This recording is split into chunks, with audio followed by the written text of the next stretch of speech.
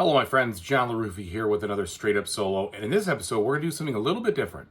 We're going to talk about my 10 essential games to own as a solo player. Now these aren't necessarily solo only games, these aren't necessarily cooperative games. I think these are 10 games that if you own them, if you had to pick 10, this would round out a nice, just full experience as a solo player. And so these aren't necessarily even my top 10 particular games in order, because sometimes I feel like, well, there's a couple that I would rank a little bit higher than this, but that may be filled by a niche that one of these games also fills. And so I'll go over that a little bit, but I'm just telling you, if I was going to choose 10 games to be a solo player for, an extended period of time, these are the ones that I would recommend you take a look at. And almost all of them, with maybe the exception of one, I have done videos or playthroughs on or something like that, so you can actually see them on my channel. So, without further ado, number 10. I cannot recommend enough Arkham Horror 3rd Edition. Why do I recommend Arkham Horror 3rd Edition over Eldritch Horror, Eldritch Sign, the other games in this universe, the card game? This one, I think, provides the player with the most mature, and I say mature in a gameplay fashion, experience. So I love what they did in Elder Signs with regards to the rolling of the dice and the kind of the fun aspect of that. But that does not capture the narrative as well as a game like Eldritch Horror, which I thought did a great job of capturing the narrative. However, with Eldritch Horror, in order for it to really kind of take off, you had to buy a lot of content for it. And then you finally got, I think, some of the mechanics that made the game really worthwhile playing. But this takes a lot of that and rolls it in, and also rolls in some of the best parts of the LCG experience too. And I don't know how to put my finger on that, but I just feel like they took some of the ideas from that game, put it into this one. So what you get out of here is you get a very, I'd say a scenario-rich, challenging, complex survival game, which you can easily play solo and enjoy it. It is not overwhelming to play. It challenges you to think, to solve the puzzle aspect, to deal with the walls are closing in kind of aspect. And I think it's a really, really fun thing. It has the narrative style of the Arkham Horror, which of course is more snippets of little stories and such. The skill checks, for example, of the genre, which are really good. And overall, just a lot of really great things that make these games from Fantasy Flight enjoyable. So I would recommend the 3rd edition of Arkham Horror as my number 10. Number 9. You got to have a Lacerda in here, folks. He's been one of the first people to push out solo flavored games, and I think that he deserves to be in your collection in some way, shape, or form. And the one I would give it to is this one right here, Kanban EV. Originally, this did not start out as a solo game. The Kanban started out as a multiplayer-only game, but the EV version really allowed people to go deeper into this from a solo standpoint, and it really puts the pressure on your brain to think about a lot of different interlocking mechanisms. This is probably the most complex of the games that I have out here, as far as nitnoid rules of this, then this, then this, to take this action, this, and this, and this. There is a decent heavy lift in learning this game, no doubt about it. But I think it is just really fun to see all of those challenges kind of come together as you solve this difficult puzzle. And as you can kind of see from, the back of the box as usual, the artwork in these games is phenomenal from Ian O'Toole. The presentation looks fun. There's just a lot of interlocking mechanisms that I find make for a very good game here. Kanban EV will keep you satisfied for quite some time. It's also quite challenging. It's really difficult to stay ahead of the curve and not get destroyed by the game. So that's another plus to that whole effort. Number 8, the only game that I don't have a review on because I purchased it so many years ago, but really ought to do some kind of review on this, is Gaia Project. I love Gaia Project. It is the quintessential European game experience right here. There's all of the interlocking mechanisms that make Euros so much fun. You have the upgrade that unlocks more production. You've got the multiple asymmetric player powers. You have the resource conversions. You have different strategies that you could take. You've got some area control. You've got just about everything that makes a European game special all rolled into this gem. And the reason I like it more than its first predecessor, not Terraforming Mars, pardon me. It's going to come to me after I forget it. The one that started it all is because this game allows for the tech tree. If I could have a picture of it here. Maybe I can. The tech tree itself, yeah, here we go, is full of different player powers. So not only do you go up on this like you did on the cultist tracks in the other game, this you actually go up and gain additional things, additional expansion abilities, income abilities, make things cheaper. I think it's a streamlined, better design, and it's more fun to go up on those mastery tracks in this game versus its predecessor. And I'll eventually think of it, but I can't seem to do so sitting here right now. Keep wanting to say Terraforming Mars. It won't leave my mind. Everybody and their brother's thinking it at home, I'm sure. But the Gaia project is just a fantastic Euro game. The 4 different bots in there you can play against the solo are quite challenging. They really put you through your paces.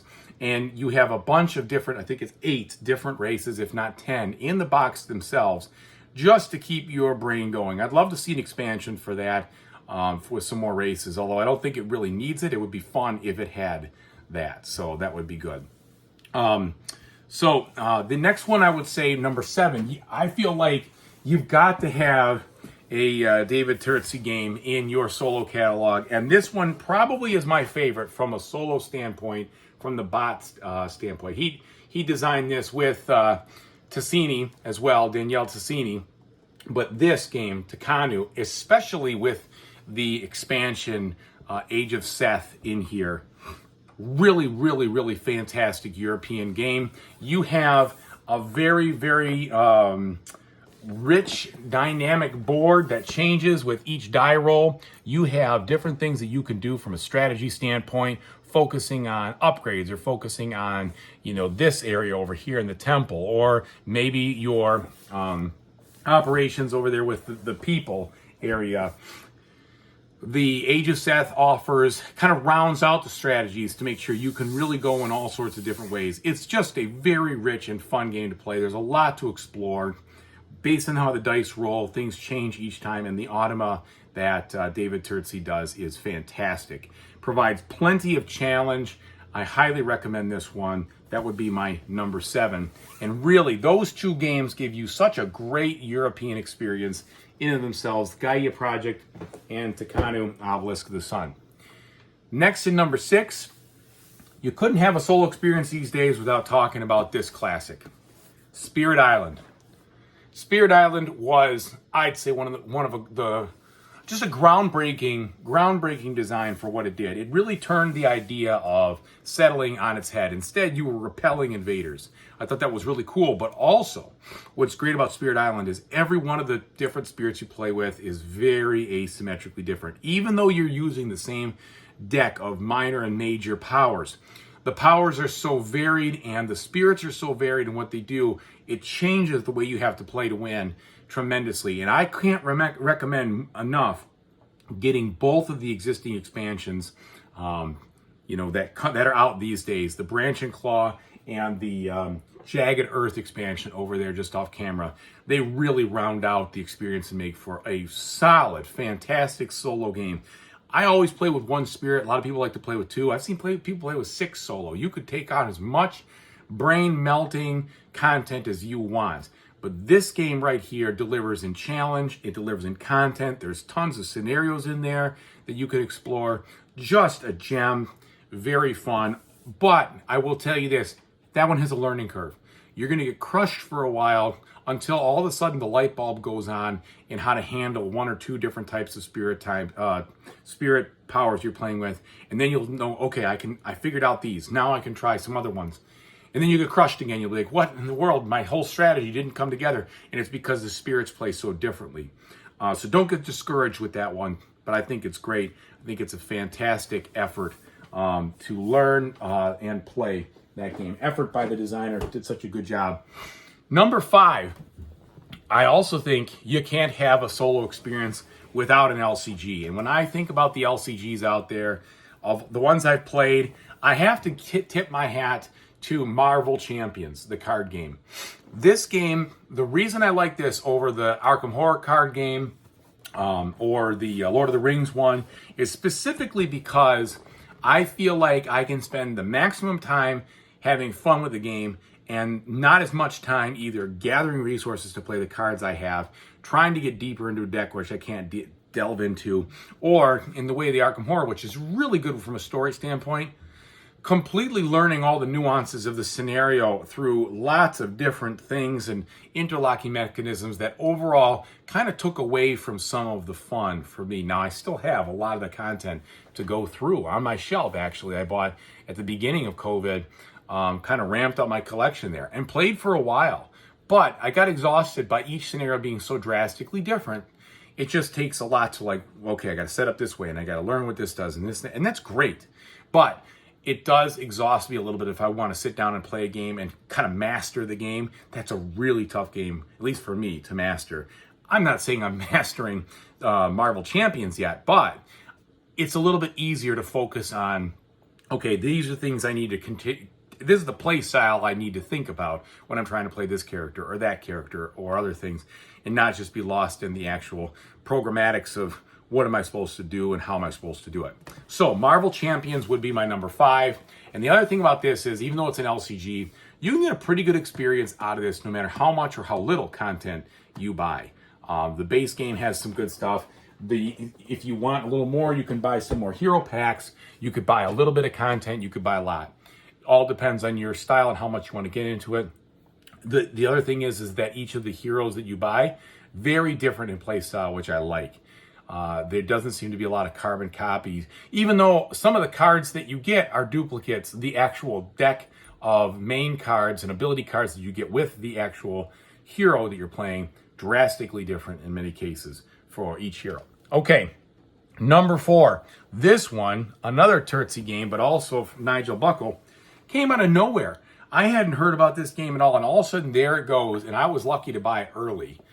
This game right here, Imperium Legends or the classic Imperium. Either way, whether you get this one or the other box, this game, Imperium, fantastic solo game. I would say the different ways that the AIs work is just as impressive as the experience itself. Each of the, and unfortunately, this is one of those games where the back of the box does it no favors, right? You look at this, it just does not look interesting. In fact, the way the artwork isn't really my favorite in this game, to be honest, of all things. It's kind of not for me, but it doesn't matter. The gameplay is so good, so good. Each of the factions you play is so different. When the AI plays them, and they play them all differently, the AI plays them so differently. And everything is just awesome. And you get 8 different factions to play in each box. So that's 16 if you buy both boxes. Just incredible the combinations there that you can have. And really, some of them are really off the wall on how they win or lose. It's just great. I can't recommend Imperium Legends or Imperium Classic, I think it was, enough. Just a great solo experience and really, really fun to play. Okay, coming to my top 3 now. This was the toughest choice in the top 3 because I have 2 games that are similar to one another, but I still think they scratch different itches. But the first one that is not, and one that really surprised me a couple of months ago, I guess it may be longer than that, maybe almost a year ago. But this game right here, I'd always wanted to try one of these types of games, but they didn't make them solo, except for this one. 1862. What a gem of a train game. I mean, this thing has me firing literally on all cylinders. My brain is super engaged. There's so much to think about. There's so much to explore. Yes, it's a train game. It does not look pretty, right? It looks very functional. That's what you get. Whoops, I got it upside down. It looks functional, right? There's nothing exciting about the artwork. There's nothing exciting about what you see here. I actually added wood bits and things to make it look a little more exciting because I thought it helped and it made it easier to manage. But this game is fantastic. The economic strategy, how you're manipulating stocks, even as a single player with this the mini game of the stock swap and such, just so good. One of those games that takes the utmost concentration to do well. And I still haven't really gotten close to the minimum solo score of 9,000. I'm still in the 5,000-ish range. I need to figure out what I'm missing to pump it up. And I don't even want anybody to tell me because I want to discover it for myself, because it's so cool when you pull off and you see how the different choices you made to merge these companies and change this route in such a way and go here and maximize this and make a drastic switch there. Just so different than any other game I've played before. I love it. I love the fact that you can play it solo. I enjoyed it multiplayer as well, but it went on so long because it can go. 18xx games can go very long, but as a solo experience, this was just perfect. And I think I'd probably play it in about 2 hours, which I think is very manageable from a solo standpoint. Okay, number 2. My favorite of all designers, this game right here, Fields of Arle. And I'll say also with the Tea and Traders expansion, Fields of Arle is a gem. This game offers so much. When you take a look at this in the back and you see this thing cascading away from you into the distance, there's just so many delicious choices and strategies and things that you can do here. This to me is his best, I would say, I don't know if I would call it an engine building. There is a lot of engine. This is just his best, like richest, specific solo game. You can play a 2-player, you can play a 3-player with the expansion, but I feel like what you're trying to do and how you're trying to interlock the mechanics together, there's very little chance. You have to diverge based on your playing style. There's not a lot of things that come up that change what's going on here. So in a lot of ways, it is a pretty static game. You could sort of math it out in a lot of ways over and over, but I wouldn't want to do that. There's so many different strategies that you can use and try and things to explore. It's very much a sandbox of European goodness. I love it. It's fantastic. And it was a tough choice for me because I was between this and Caverna to fill that niche. I love Agricola as well. All of them are top-notch. 10 out of 10 games for sure, but I gave the edge to Fields of Arle because there's just something about it, especially when you put in the choices in the Tea and Traders. It offers just so many good decisions with so many, with resource management going this way and some harvests going that way and other things that build up and different maximizing things. You can invest in your capabilities so that when you take an action, it generates much more than if you didn't invest in it. All that stuff I think is just fantastic. And it just plays so well. And I love that game. And I think it is a great solo game you can play over and over again. And many of you who have been following my channel know exactly what my number 1 is going to be before I even say it. This game is, to me, the perfect solo game because it plays just as well as it does in multiplayer. It's got so much to offer. It's extremely sandboxy and open-ended, which I like because that means I can explore everything it has to offer, I guess.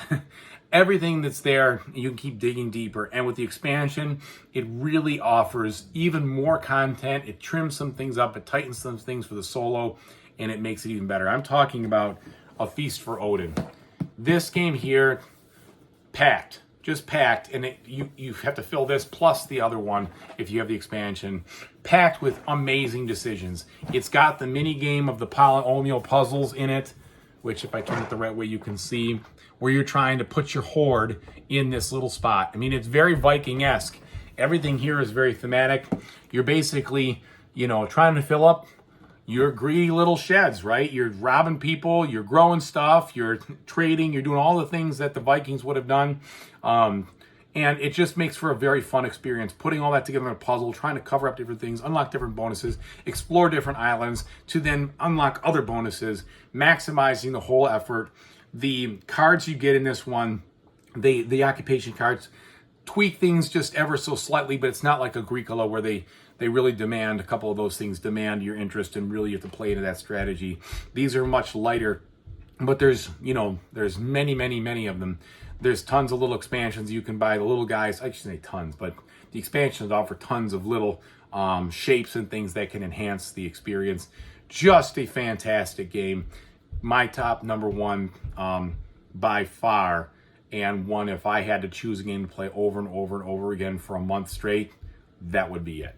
Because I would try each of the different combinations of sheds and such from the expansion and try to work around my strategy. I would try all sorts of different things and just keep playing it. To me, that's just a fantastic gem of a game. Now, these are my 10 essential games, okay?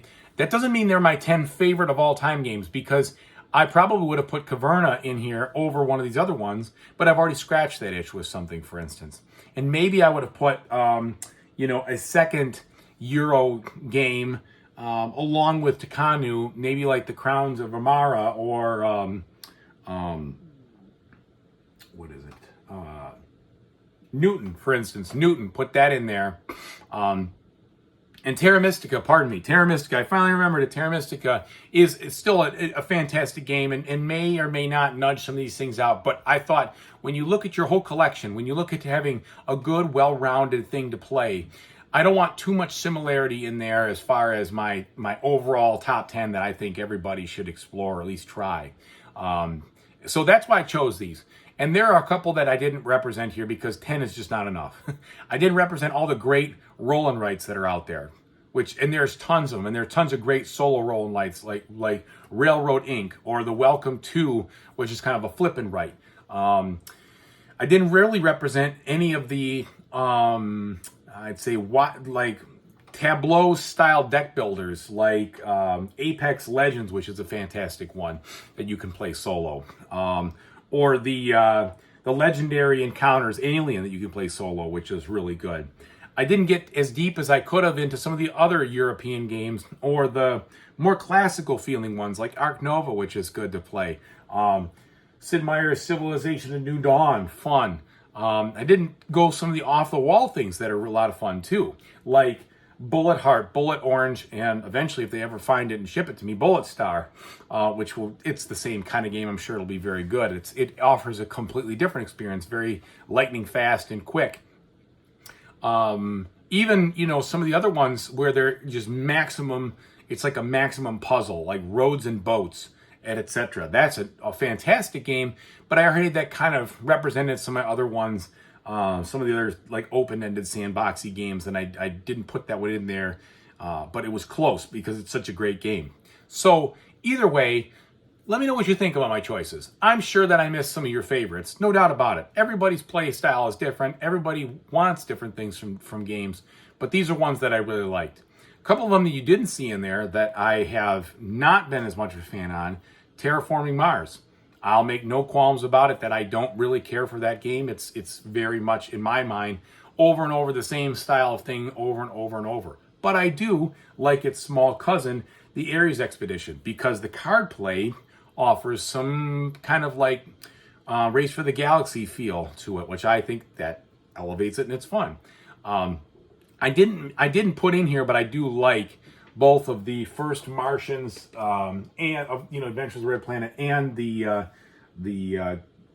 Robinson Crusoe.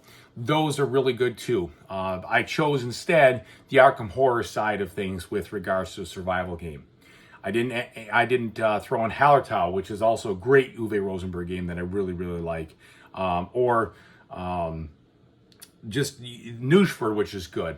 I didn't actually get the. Let's see, what else did I miss? Black Angel is also great. I was sad I couldn't find a good spot for Great Western Trail 2nd Edition. Also a very good solo game. And Viticulture. Very good. Viticulture-based game is okay, but I think with the Tuscany expansion, especially the latest expansion, that's a really good game you can play for a while. Offers a lot of good choices. And it's fairly, I'd say the variety is there once you add those other things in. And then the other one that I didn't get, but I wanted to get in there was Bonfire. I love Bonfire. It's a great game, but it was like my number 11. Again, the European style of things I thought I had pretty well covered. So those are my top 10 essential, I'd say, or recommended solo games to round out your collection. Let me know what you think. I hope you had a great time watching this video. Thank you very much for everybody who's been supporting my channel. Please like and subscribe if you appreciated this video and you appreciate my other stuff. Have a great day.